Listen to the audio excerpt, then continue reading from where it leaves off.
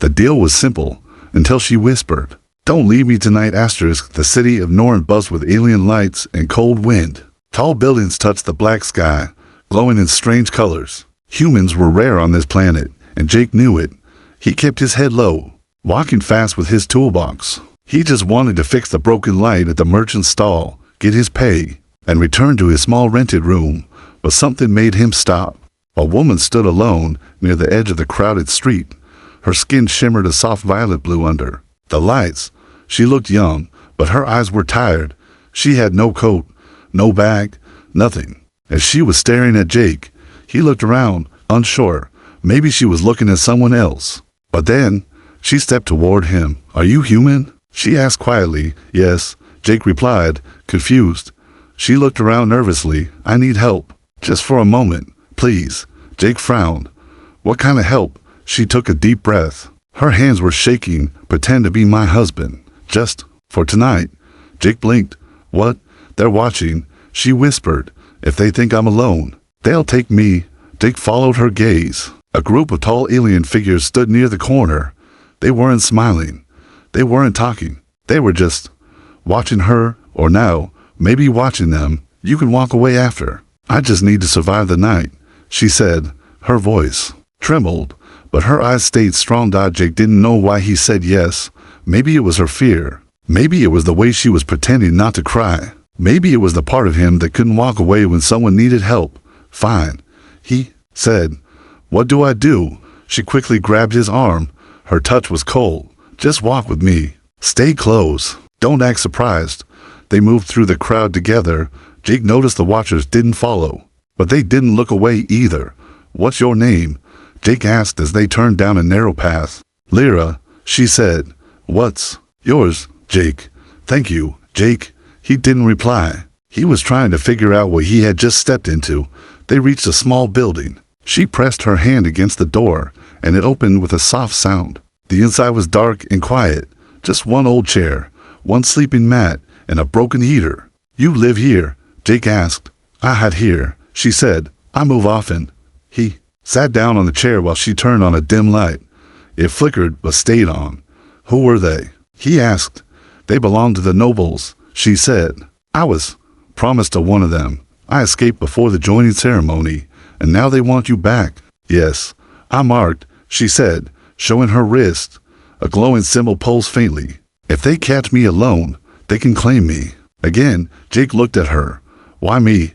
Why a human?" "Because you're not part of their system. They fear what they don't control," she said softly. "And because you were kind. You looked kind." Jake didn't feel kind. He felt tired, confused, and cold. But he didn't leave. Hours passed. They sat in silence, outside. The wind howled. Then there was a knock. A slow, heavy knock on the door. Lyra single quotes S eyes widened. She crawled to the mat and pulled Jake down beside her.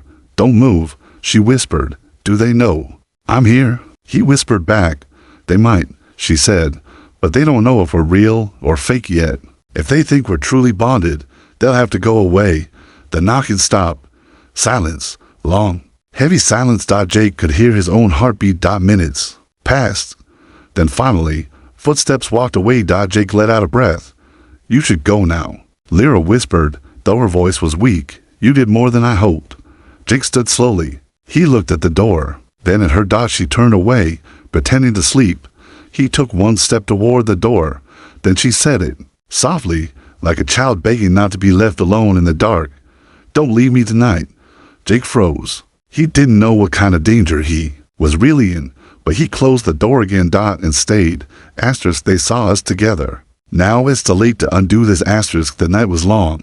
Jake didn't sleep.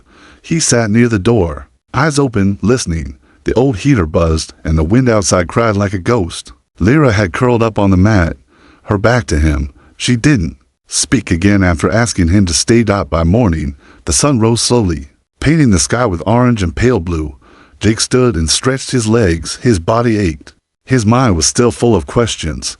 He turned to look at Lyra. She was already awake. Her eyes met his. No smile, just quiet worry. "Thank you for staying," she said. Jake nodded. "I should go now." Before he could step outside, there was another knock. But this time, It was louder. More urgent. Lyra rushed to the door and pressed a small screen beside it. The door didn't open, but a camera showed the face outside. A tall alien stood there, golden skin, sharp jaw, eyes cold like stone. Two more figures stood behind him. They wore black armor. Lyra stepped back. "Who is it?" Jake asked. "His name is Varel," she whispered. "He was the one I was promised to." "What does he want?" "Me," she said. "And now, maybe you too." The knock came again. Then a voice. "Open the door, Lyra. I saw you last night with a human." Jake looked at her. "What do we do?" She said nothing. The door opened on its own. Ariel stepped inside. He didn't look at Lyra. He looked at Jake. "So," Varel said, "you think you can take what is mine? She's not a thing." Jake replied, standing tall. Varel's eyes narrowed. "You speak boldly for a visitor." "I'm not just a visitor," Jake said, trying to sound braver than he felt. "I'm her husband." Varel laughed once, cold and short. Then his eyes dropped to Lyra's wrist. The glowing symbol had changed. He paused. "This mark," he said slowly. "You bonded for real." Lyra said nothing. Jake didn't even understand what that meant. "If this is true," Varel continued, "then by ancient law, she is yours, and I cannot touch her." He stepped back, but his eyes burned with anger. "I will find the lie," he said, "and when I do, both of you will pay." With that, he left. Jake closed the door. "What just happened?" he asked. Lyra sat down. "Slowly. When you stayed the night, the system read our biosigns. It recorded us as joined. Not fake, real. You didn't tell me that could happen. I didn't plan it," she said. "But now, it's done." Jake felt a cold shiver run down his back. "What does it mean?" he asked. "It means," Lyra said softly, "they think we're married, for real. And if we try to undo it now, they'll know it was fake, and then they'll come for us both." Jake sat down hard. He had just become part of something much bigger than a favor. "What now?" he asked. Lyra looked out the window. "We run, or we stay and fight.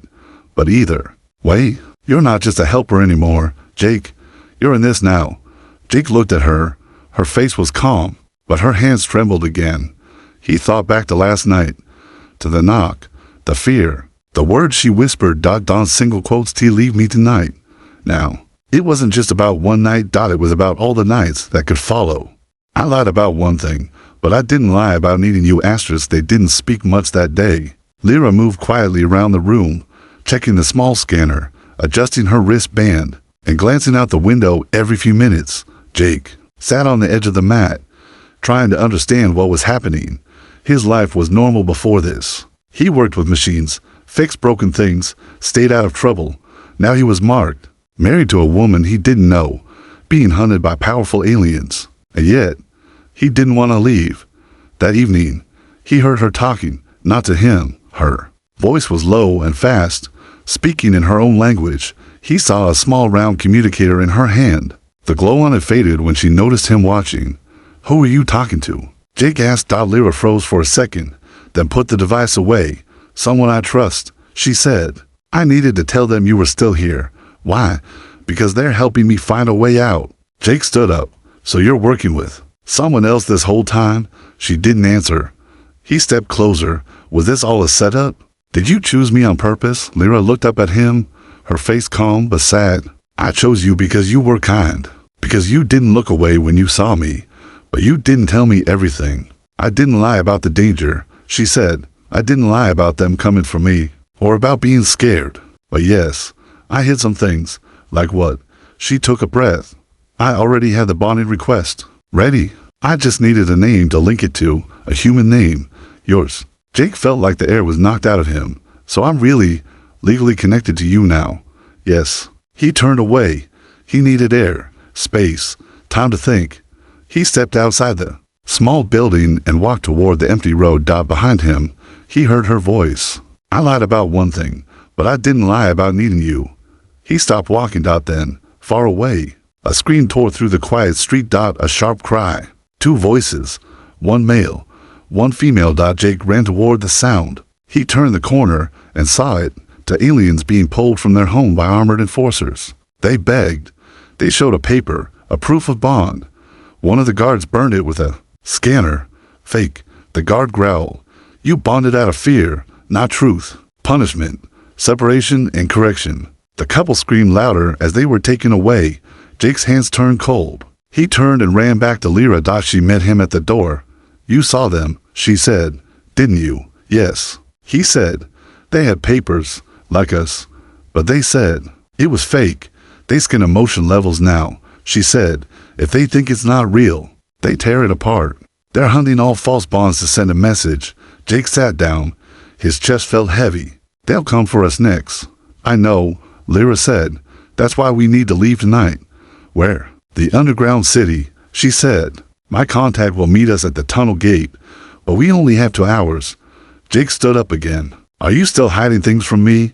Lyra looked at him with quiet eyes. Yes, but not because I want to, only because I don't want you to get hurt. Too late, Jake said. I'm already in this, so tell me everything starting now. Lyra nodded, and the truth began. Asterisk, you could walk away now, but they'll still come for me. Asterisk, they moved fast through the dark streets. Lyra wore a thick cloak now, and Jake had covered his face with a scarf. Their footsteps were quiet. The air was colder than usual, and somewhere far behind them, alarms began to sound. They were already being tracked. The tunnel is 2 blocks ahead, Lyra said. We meet my contact there. After that, we disappear. Jake kept close to her. He didn't understand everything, but he knew enough. They were bonded in the system, not just on paper, but through something deeper. Their shared energy, their biosigns, their proximity. And that meant if either of them broke the connection, the system would know. The city didn't forget false bonds. They turned a corner and saw the gate. It was half buried under stone and vines. An old access point from before the war. A man stood near it. Alien. Then, his eyes lit up when he saw Lyra. You're late, he said. We were stopped, Lyra replied. Is it ready? Yes, but the scanners are tighter now. You're human. He looked at Jake. Needs to know the risk. I know, Jake said. Just open the gate. The man nodded and turned toward the wall. As he worked, Jake pulled Lyra aside. Who is he? His name is Vale, she said. He used to work for the nobles. Now he helps people like me, people like you. Runaways, rebels, anyone who wants to be free. The gate clicked and opened a little, then stopped. Vell cursed. One of the interlocks is jammed. I need 10 minutes. Jake looked around. We don't have 10 minutes. Footsteps echoed from the alley behind them. Heavy, fast. They're here. Lyra whispered. Vell pulled out a weapon and tossed another to Jake. If they break the line, shoot. Jake had never held a plasma gun before. It felt too light, too hot, too real. He stood in front of Lyra and aimed toward the shadows. The enforcers appeared. 3 of them. Hand her over. One said, You have no legal right. We are bonded, Jake replied. Check your system. We did, and we saw your skin levels drop. Your bond is weakening. Lyra stepped beside Jake. Because we're scared, not fake. The enforcer raised his gun. Fear is not love. A bright blast exploded between them. Jake fired first. A second later, everything turned loud. Light, heat, fire, yelling. When it ended, 2 enforcers were down. The third had run. Vell shouted, It's open. Jake grabbed Lyra's hand, and they ran through the gate. The tunnel was cold, damp, and quiet. As the door sealed behind them, Lyra dropped to her knees, shaking. Jake sat beside her. I killed someone, he said softly. You saved me, Lyra replied. He looked at her. You knew this could happen. Yes. And you still pulled me in. Yes. Why me? She didn't answer right away. Then she said, Because I saw you fixing broken lights when everyone else walked past me. Because you were alone, like me. And because when I asked, you said yes. Jake stood. You could have chosen anyone. Lyra looked up at him. Double quotes. No, she said. Not anyone. Only someone who would stay. You know I could walk away now. She nodded. Yes, but they'll still come for me, and next time, I won't be lucky. Jake turned toward the tunnel. Then reached out his hand. Let's keep moving. Lyra took it, and they walked forward. Together. Asterisk, they caught us. But they don't know who you really are. Asterisk. The tunnel was long and silent. Water dripped from the ceiling. Old machines hummed in the dark. Lyra walked close to Jake, her cloak dragging behind her. Their shadows stretched far under the flickering lights. How far does this go? Jake asked. To the edge of the city, Lyra replied. That we entered the old zone. What's in the old zone? No scanners. No nobles. No rules. Jake nodded, but something inside him was tense, like he was being watched. He checked behind them every few minutes, but no one followed. Not yet. They stopped to rest. Lyra leaned against a wall, breathing hard. Jake gave her water. She smiled faintly and said, "You're better at this than most warriors I've known." "I'm just a mechanic," Jake replied. "You're more than that now," just as she said those words. Lights flashed behind them. A sharp voice echoed through the tunnel. "Hands up. Do not run." Jake turned. 5 enforcers, armored, guns, ready. "They found us," Lyra whispered. "No sudden moves," Jake said, stepping in front of her. The lead officer walked up slowly. "Jake Wheeler, human, by order of House Valden. You are under arrest for false bonding, illegal crossing, and attacking noble guards." They grabbed Jake. One pulled Lyra away from him. She screamed, reaching for him. But they struck her down. Everything went dark. Jake woke up in a small room. No windows. Cold walls. His hands were chained to a metal table. Across from him sat a strange alien in silver robes. Not a soldier. Something else. "You are awake," the alien said. "Good. Let's talk." "Where is Lyra?" Jake asked. "Safe, for now." "You have no right." "No." The alien leaned forward. "She is property of House Valden. And you are nothing." Jake stared at him. The alien smiled.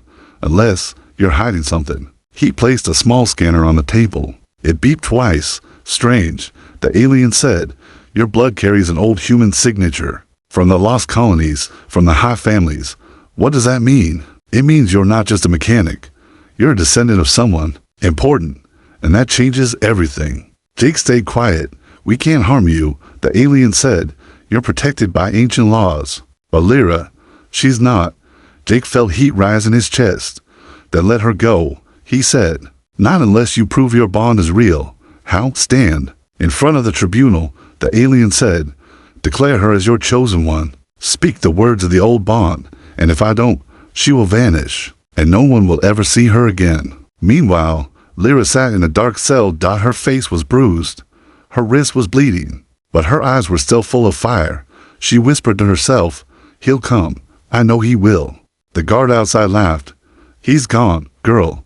He left already." Lyra didn't answer, because deep down, she didn't believe it. Back in the chamber, Jake was given a long robe and strange metal cuffs. A voice called, "Step forward." He entered a round room filled with tall figures, nobles, judges, watchers, and at the center, Lyra chained, weak, but still looking for him. Their eyes met. The room went silent. "Do you declare your bond?" the judge asked. Jake stepped forward. His voice didn't shake. "Yes," he said. "I choose her. Not because I had to, not because she needed me, but because I wanted to." The room murmured. "Then speak the vow." Jake looked at Lyra, and he said it. "I stand by her in danger. I hold her when she falls. I see her not as a prize, but as my equal. And from this day, we walk together." The scanner above them glowed bright blue. The judge stood. "The bond is real." Chains dropped from Lyra's wrists. She fell. Forward. Jake caught her. And for the first time, no one stopped them. "You stood for me. So now I stand with you." Jake helped Lyra out of the chamber. Her steps were slow. Her body was weak, but her spirit burned brighter than ever. She held onto him tightly, as if afraid he would vanish again. "You didn't leave," she whispered. "I said I wouldn't," he replied. They were led to a small resting room. Soft chairs, warm lights. Guards stood outside, but they were not hostile anymore.